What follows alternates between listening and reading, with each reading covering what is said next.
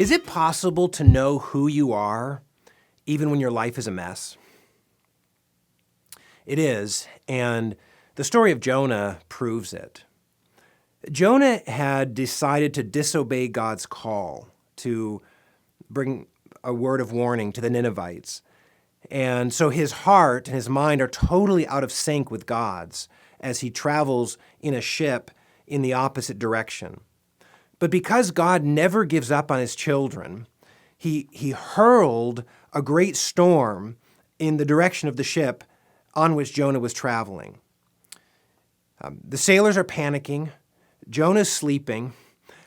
But when the sailors come to sense that Jonah is the culprit, they come to him, wake him up, and barrage him with questions that we might typically use to self-identify. What is your name? What is your job? What is your country of origin? What is your ethnicity? But it's interesting that Jonah, probably sobered by the storm, skips over those questions. And he settles on answering in a way that is most significant. He simply says, "I am a Hebrew, and I fear the Lord." The New Testament equivalent to that answer might be, "I am a church member, and I trust in Jesus Christ." Jonah has nothing noteworthy to say about himself in terms of his own performance or his own track record. He's totally stripped of the ability to boast about his identity. He's left with what is true about God and his own relationship with God. And this can help us when we're called to answer that same question. Who are you? And to whom do you belong? Believers can become like the prodigal in Jesus' parable.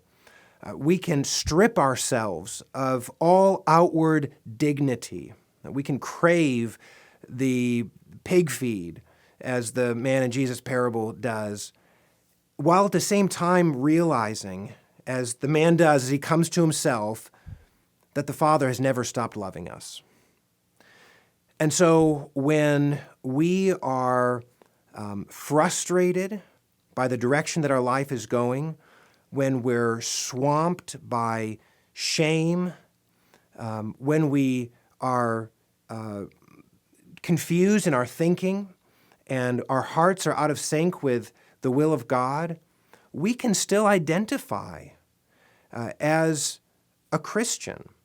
We can say, completely owning our sin and all the problems that our sin has brought into our lives, I'm a Christian.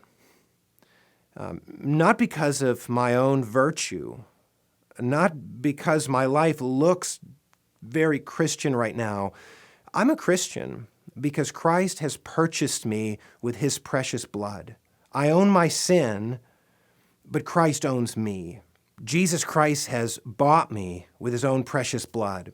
And even when I don't feel wholeheartedly willing and ready from now on to live for him, I want to feel that way. And I believe that God is at work, as he was in Jonah's life, to make it so. If you are a Christian, your sin cannot cancel your identity in Christ.